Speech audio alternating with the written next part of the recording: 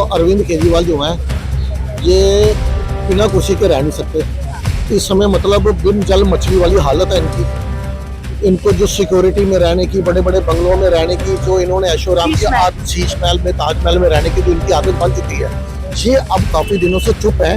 ये अपनी एक पिच तैयार कर रहे हैं किसी तरह से राज्यसभा मेंबर बनने की। लेकिन मैं आपको जानकारी के लिए बता दूं, ये 5 साल अरविंद केजरीवाल जी के जेल बेल में ही गुजरने वाले हैं। जैसे भाजपा ने बोला कि जितनी भी इनकी योजनाएं हैं वो एज इट इज रहेंगी, बीजेपी उसको नहीं हटाएगी। तब इन्हें अपनी कुर्सी खिसकती दिखी। तो इन्होंने जनता को गुमराह करने का काम किया। इन्होंने जनता को ये बोला, नहीं भाजपा आएगी ना 8-8 10 घंटे का पावर कट लगेगा।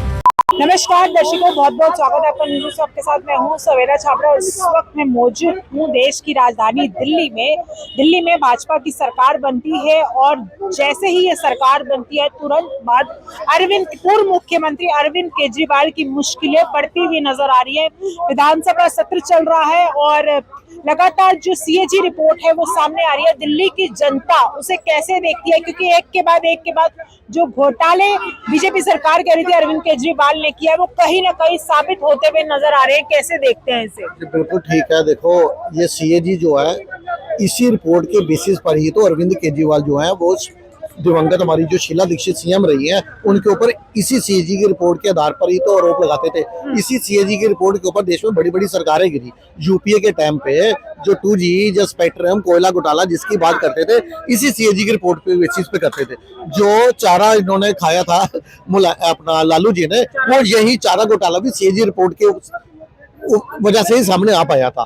देखो, ये सीएजी की रिपोर्ट को कोई भी जुटला नहीं सकता। अभी तो आज नया घोटाला भी उन्होंने बताया, जो प्रवेश वर्मा जी हैं, जो विधायक, माननीय विधायक, उन्होंने बताया कि सीसीटीवी कैमरे की जो खरीदारी हुई थी उसके अंदर भी घोटाला हुआ है। रीजन क्या है कि इन्होंने बोला था दिल्ली में 15 लाख सीसीटीवी कैमरे लगेंगे। खैर 15 लाख तो नहीं, लेकिन जिसको भी इसका टेंडर दिया गया था, ये कैमरे डिले होने की वजह से उस कंपनी के ऊपर इन्होंने 17 करोड़ की पेनल्टी लगाई थी। बाद में ये पेनल्टी मतलब वेव ऑफ की गई। तो ये भी पता चल रहा है कि जो सत्येंद्र जैन थे उन्होंने 17 करोड़ के बदले 7 करोड़ रुपया किकबैक ले लिया चुनाव के लिए, कि हमें चुनाव के लिए चंदा दे दीजिए। 7 करोड़ रुपया लेके जो 17 करोड़ रुपया माफ कर दिया गया था। अब देखो, हर रोज जो है ना, देखो बीजेपी वालों ने क्या करना है, 2 काम करने हैं। एक तो मोदी जी की सभी गारंटीज को पूरा करने का काम करना है, और दूसरा साथ साथ में जो अरविंद केजरीवाल जी के कुकर्म, जो घोटाले इन्होंने दिल्ली के टैक्स पेयर के पैसे को जो लूटा है ना, उसको भी उजागर करने का काम करना है। ये दोनों काम चलेंगे। हर रोज देखना, सीएजी की जो 14 रिपोर्ट्स अगर जेन्युइन रहती तो ये इतने वर्षों तक उसको दबाए ना रखते। बार बार बीजेपी वालों को पहले हाई कोर्ट जाना पड़ा, फिर सुप्रीम कोर्ट जाना पड़ा। इवन की 2025 जनवरी में 2 दफा सुप्रीम कोर्ट से फटकार लगी है कि आप इसको पेश कीजिए। मैं देख रहा था, आतिशी मार लेना इसके ऊपर बोल रही थी कि नहीं, मैंने तो सारे प्रोसीजर को फॉलो अप करते हुए मैंने स्पीकर को सौंप दी थी। सुना होगा आपने, ये बात ठीक बोल रही है वो। उन्होंने ये 14 रिपोर्ट जो है वो स्पीकर को सौंपी थी। स्पीकर किसके थे? रामनिवास गोयल जो है आम आदमी पार्टी के। और शायद यही 14 रिपोर्ट्स देखने के बाद ही रामनिवास गोयल जी ने आम आदमी पार्टी से इस्तीफा देने का फैसला लिया होगा। उन्होंने देख लिया सारे इन्होंने घोटाले इतने किए हुए हैं, मैं से इस उम्र में इतने लांछन नहीं सहन कर सकता। यही 14 रिपोर्ट देखने के बाद उन्होंने आम आदमी पार्टी छोड़ दी। ये मेरा अपना मानना है कि क्योंकि उसके अंदर पहले तो सीएजी रिपोर्ट तो उन्होंने देखी स्पीकर ने, उसके बाद उन्होंने देखने के बाद रिजाइन भी कर दिया। तो मतलब उन्हें भी समझ आ चुकी थी कि घोटाला तो हुआ। यदि जो घोटाला ना किया होता तो ये समय रहते इसको सदन में पेश करते, यदि ये कट्टर ईमानदार होते। लेकिन ये कट्टर बेईमान थे, इसलिए इन्होंने जो सीएजी रिपोर्ट छुपाई। 14 रिपोर्ट्स कम नहीं होती। हर एक डिपार्टमेंट के इन्होंने कोई ऐसा विभाग नहीं छोड़ा जिसके अंदर घोटाला न किया हो। जो इन्हें दिल्ली जल बोर्ड 700 करोड़ के मुनाफे में मिला था, आज 75-78 हजार करोड़ के कर्जे पे दबा हुआ है। डीटीसी बसें जो है वो घाटे पे है। जो इन्होंने मोहल्ला क्लिनिक बनाया है उसके अंदर भी घोटाला हो रखा है। तभी तो वो बोल रहे हैं कि इसका नेम जो है वो चेंज करना है। तो मैंने आपको बताया, बीजेपी जो है अपने काम भी करेगी। क्या लग रहा है अरविंद केजरीवाल के अब क्या हालात होने वाले हैं, जिस तरीके से सीएजी रिपोर्ट जो है वो सामने आ रही है? क्या लग रहा है अरविंद केजरीवाल के क्या हालात होंगे? देखो, अरविंद केजरीवाल जो है ये बिना कुर्सी के रह नहीं सकते इस समय। मतलब बिन जल मछली वाली हालत है इनकी। इनको जो सिक्योरिटी में रहने की, बड़े बड़े बंगलों में रहने की, जो इन्होंने ऐशोआराम की, आज शीश महल में, ताजमहल में रहने की जो इनकी आदत बन चुकी है, ये अब काफी दिनों से चुप हैं। ये अपनी एक पिच तैयार कर रहे हैं किसी तरह से राज्यसभा मेंबर बनने की। देखो आपको मालूम होगा संजीव अरोड़ा जो राज्यसभा मेंबर है इनके, वो वेस्ट लुधियाना से चुनाव लड़ने जा रहे हैं, क्योंकि वहां पे जो गुरप्रीत सिंह गोगिया जो थे, जिनकी दुर्भाग्यवश जनवरी में ही मृत्यु हुई थी अपनी ही गोली लगने से बंदूक, और उनकी जो सीट खाली है वहां पे संजीव अरोड़ा, और संजीव अरोड़ा जी को भी समझ भाग दिखाने का काम कर रहे हैं अरविंद केजरीवाल। उनको बोल रहे हैं यदि आप ये चुनाव जीतते हो तो हम आपको मंत्री बना देंगे, लेकिन वहां पे चुनाव बहुत टफ है। मुझे नहीं लगता संजीव अरोड़ा जी इनकी बातों में आएंगे या कुछ, लेकिन ये अपनी पिच तैयार कर रहे हैं, क्योंकि आपको भी मालूम है यदि ये राज्यसभा मेंबर बन जाते हैं तो विशेष सत्र से ना 40 दिन पहले और 40 दिन बाद आप किसी मेंबर को अरेस्ट नहीं कर सकते। और दूसरा जो इनकी गाली गलौज की जो आदत है, ये स्पेशल सत्र बुलाकर मोदी जी को, एलजी को गाली निकालते थे ताकि इनके ऊपर एक्शन ना हो, सदन के अंदर बोलते थे। अब भी इन्होंने यही काम करना है कि ये चाह रहे हैं कि मैं 6 साल के लिए राज्यसभा मेंबर बन जाऊं और जो मेरी गाली गलौज की जो बढ़ास है, जो आदत है, वो मैं सदन के अंदर शुरू करूं। लेकिन मैं आपको जानकारी के लिए बता दूं, ये 5 साल अरविंद केजरीवाल जी के जेल बेल में ही गुजरने वाले हैं। एक एक करके सारे घोटाले सामने आएंगे, ये जिंदगी में दोबारा बाउंस बैक नहीं कर पाएंगे। अच्छा, दोबारा नहीं करने वाले अब ये क्या? क्योंकि कई तटकलहरियां, पंजाब जाएंगे, पंजाब के मुख्यमंत्री बनेंगे, इस तरीके की बातें फैलाई जा रही है। देखिए पंजाब में ये पार्टी उस समय तो जीत गई थी। रीजन क्या था कि कांग्रेस के बड़े बड़े नेता जो है ना, वो एक दूसरे को हराने के लिए चुनाव लड़ रहे थे। पंजाब के कांग्रेस के 3 बड़े ग्रुप बने हुए थे। उधर चन्नी का अलग ग्रुप था, अपना सिद्धू जी का अलग ग्रुप था, कैप्टन अमरिंदर सिंह जी का अलग ग्रुप था। तो ये तीनों बड़े नेता जो है एक दूसरे को हराने के लिए लड़ रहे थे।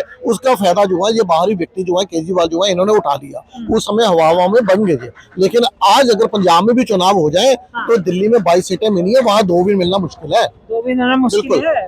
ये इनको आवाज हो चुका है। देखो अभी सामने आ नहीं रहे, और आतिशी मार लेना जो इनकी शिक्षा है, जिन्होंने ड्रामेबाजी करना सीख रखी है अरविंद केजरीवाल जी से, वो रोज कोई ना कोई नया मुद्दा ढूंढ लेती है, और मीडिया भी उसको पता नहीं किस वजह से अब हवा दे रहा है। क्या कह रही है कि इन्होंने भीमराव जी का अपमान किया, शहीद भगत सिंह का अपमान किया। दलित विरोधी पार्टी है, सिख विरोधी पार्टी है। आज मैंने ये देखा कि जो आतिशी मार लेना धरना प्रदर्शन कर रही थी ना बैठकर, और ये मोबाइल पे बात कर रही है, और भीमराव अंबेडकर जी की जो तस्वीर है वो इन्होंने अपने चरणों पे जमीन पर रखी हुई थी। ये होता है अपमान। और दूसरा अपमान आपको बताऊं, जिस समय अरविंद केजरीवाल जेल में थे ना, उस समय सुनीता केजरीवाल जो है वो आपको मालूम है सीएम की चेयर पर बैठकर एक वीडियो बना रही थी, जिसके पीछे भीमराव अंबेडकर और शहीद भगत सिंह जी की फोटो थी। उन दोनों के बीच में फोटो लगाई हुई थी इन्होंने केजरीवाल जी की। यहाँ पे गांधी जी की फोटो लगा करती थी, उनको हटा के अरविंद केजरीवाल जी की फोटो लगाई हुई थी। सलाखों के पीछे दिखाया जा रहा था क्रांतिकारी अरविंद केजरीवाल। इतनी 2 बड़ी शख्सियतों के साथ ये कंपैरिजन उस शख्स का कर रहे थे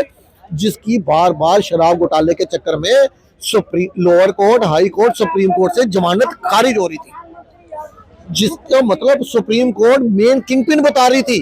उस व्यक्ति की फोटो इन 2 बड़ी शख्सियतों के बीच में लगाकर क्रांतिकारी बताने की कोशिश कर रही थी। ये होता है अपमान। देखिए एक आम आदमी पार्टी जो बनी थी वो सीएजी रिपोर्ट के थ्रू ही बनी थी। जब मैंने आपको बोला इन्होंने इसी सीएजी रिपोर्ट के ऊपर ही तो इन्होंने दिवंगत शीला दीक्षित जी के ऊपर आरोप लगाए थे। ये यही सीएजी रिपोर्ट का हवाला देकर ही कि सारे मंत्री जो है वो भ्रष्ट हैं और ये कट्टर ईमानदार है, और हम सब जनता ने इसको वोट भी दे दिया कि ये राजनीति कह रहे हैं, मैं राजनीति बदलने आया हूँ। लेकिन ये कट्टर ईमानदार, कट्टर बेईमान निकला जो कह रहा था राजनीति बदलने आया हूँ इस व्यक्ति ने, और कह रहा था मैं 4 कमरे में 3 या 4 कमरे चाहिए। बाद में जनता ने देखा कि ये व्यक्ति जो कह रहा था 3 या 4 कमरे चाहिए, ये तो 3-4 बंगले तोड़वा कर एक बड़ा बंगला बनाकर और कह रहा दिल्ली का मालिक मैं हूँ। इतना अहंकार आ चुका था इस व्यक्ति के अंदर कि क्या बोलते थे, मोदी जी इस जन्म में तो आप मुझे नहीं हरा सकते, 2025 क्या 2050 तक नहीं हरा सकते। इतना कॉन्फिडेंस था। इसी वजह से इन्होंने एक 5 स्टार जो 7 स्टार शीश महल, वो 7 स्टार अपना ऑफिस भी इसी वजह से बना रखा था कि इन्हें लग रहा था कि इनके हाथ में एक चाबी आ चुकी है सत्ता की। उस चाबी का नाम है फ्री बीज। इन्हें लग रहा था मैं फ्री बीज का लालच देता रहूंगा, बार बार सीएम बनता रहूंगा, मुझे कोई हटा नहीं सकता। लेकिन जैसे भाजपा ने बोला कि जितनी भी इनकी योजनाएं हैं वो एज इट इज रहेंगी, बीजेपी उसको नहीं हटाएगी, तब इन्हें अपनी कुर्सी खिसकती दिखी। तो इन्होंने जनता को गुमराह करने का काम किया। इन्होंने जनता को ये बोला नहीं भाजपा आएगी ना 8-8, 10-10 घंटे का पावर कट लगेगा। जनता नहीं आई इनकी बातों में। फिर इन्होंने क्या किया, झुग्गी झोंपड़ी में पैम्पलेट बंटवाए। इन्होंने कहा यदि बीजेपी आ गई तो सारी झुग्गियां तोड़वा देगी। फिर भी जनता बातों में नहीं आई।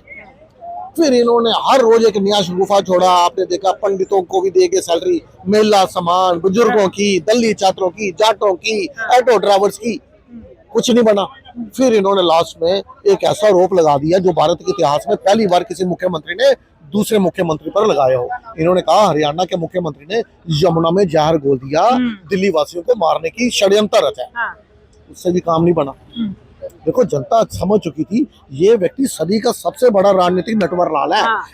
इनकी बातों में अब नहीं आना, तो फिर जनता ने क्या करा, इनको आईना दिखा दिया। कहा 67 से 62 से 22, और अगली बार चुनाव हो जाए ना, ये 222 से सिंगल 2 पे भी नहीं आएंगे। सिंगल टू में नहीं आएंगे। खैर, सरकार बन गई भाजपा की, उसके बाद से विपक्ष की भूमिका निभा रही है आम आदमी पार्टी। तो आतिशी मारलेना नेता प्रतिपक्ष के रूप में बैठी है। तो वो आरोप लगा रही है 2500, पहले दिन से ही वो 2500 की डिमांड करने लगी है। 2500 के बारे में मैं आपको बता दूं, मैं देख रहा था इनकी प्रेस कॉन्फ्रेंस, 2 दफा इन्होंने की, एक दफा प्रियंका कक्कड़ मैडम ने की, और बोल रहे थे कि दिल्ली की महिलाएं पूछ रही हैं 2500 कब आएगा। दिल्ली की महिलाएं नहीं पूछ रही थी, सिर्फ यही 2 महिलाएं पूछ रही थी। और 25 रुपए कब आएगा? जुम्मा 3 दिन हुए सीएम बने, पूछ रही है 2500 कब आएगा। माननीय रेखा गुप्ता जी को जुम्मा 3 दिन हुए कुर्सी पे बैठे, पूछना शुरू की 2500 कब दोगे। और पंजाब में 3 साल पूरे हो गए, 10,000 रुपए का वादा करके 1 रुपया नहीं अकाउंट में डाला। तो छन्नी पूछ रही सुई से तुझमें छेद कितने। तो मुझे बताइए, 8 मार्च की बात की है, पूरी तरह से ये खजाना खाली करके गए हुए हैं। पहले सब कुछ डाटा तैयार होगा कि देखो बीजेपी ने बोला हर एक गरीब महिला को देंगे, हर एक महिला को नहीं देंगे। पहले बीपीएल कार्ड देखे जाएंगे, ईडब्ल्यूएस जो है वो देखा जाएगा, कितने हैं, कितने कार्ड नए बनने हैं, कितने पुराने हैं, सारा लेखा जोखा तैयार करके मोदी जी की एक गारंटी पूरी होगी। आपको बता पूरी होगी, बिल्कुल होगी जी गारंटी। मोदी जी की गारंटी अपने आप में बात पूरी होने की गारंटी है। और ये भी नेता देखो, इस समय जो सदन के अंदर बीजेपी के 27 साल के वनवास के बाद जो मौका मिला ना, आप देखो कितने गद्दावर नेता बैठे हुए हैं सदन के अंदर इस समय। पूर्व मुख्यमंत्री, 2 पूर्व मुख्यमंत्रियों के बेटे, प्रवेश वर्मा और हरीश खुराना जी। उधर से देखो आप मोहन सिंह वशिष्ठ जो है, 5-6 दफा के विधायक, राखी गुप्ता जी 30 साल का इनको एक्सपीरियंस। तो इतने बड़े बड़े नेता जब रेखा गुप्ता जी जो बैठी हैं, देखो इतने बड़े बड़े नेता जो सदन के अंदर बैठे हैं, ये मोदी जी की हर एक गारंटी पूरा करने का काम करेंगे। रेखा गुप्ता जी के 30 साल पहले जो इन्होंने अपना कैरियर शुरू किया था, एबीवीपी से चुनाव जीते थे, ये दिल्ली यूनिवर्सिटी का वो महासचिव बनी थी, और उसी समय एनएसयूआई से बनी थी अलका लांबा। लेकिन ये देख लीजिए, कोई व्यक्ति जब सही रास्ता चुनता है तो वो कहां से कहां पहुंचता है। इन्होंने सही रास्ता चुना, सही मार्ग चुना, सही फैसले लिए, और आज ये दिल्ली, भारत की राजधानी दिल्ली के मुख्यमंत्री बन गई। और जो दूसरी जो इनके साथ थी, जो अध्यक्ष थी दिल्ली यूनिवर्सिटी के, आज उनका कैरियर क्या है, वो कभी आम आदमी पार्टी, कभी कांग्रेस, कभी इधर जंप, कभी उधर जंप। तो कहने का मतलब ये है, ये भी जनता को, दूसरों को देखना चाहिए कि यदि व्यक्ति सच के मार्ग पर चलेगा तो वो भले ही देरी लगेगी लेकिन वो शीर्ष तक पहुंचेगा। और यदि आप इधर उधर हाथ पैर मारते रहोगे गलत मार्ग चुनकर, तो आपका हश्र ऐसे होगा जैसे हमारी अलका लांबा मैडम जी का है। ऐसा ही हर्ष होगा। दिल्ली में भाजपा की डबल इंजन की सरकार बन गई है, और लगातार back to back Arvind Kejriwal की जो मुश्किलें हैं वो बढ़ती हुई नजर आ रही है। कुछ कह रहे हैं कि जेल जाएंगे एक बार फिर से, वही कई आर्टिकलें आ रही है कि राज्यसभा सांसद बनने की तैयारी कर रहे हैं। आप किस बात में कितनी सच्चाई है हमें कमेंट करके बताइएगा। फिलहाल के लिए इस वीडियो में इतना ही। जय हिंद, जय भारत।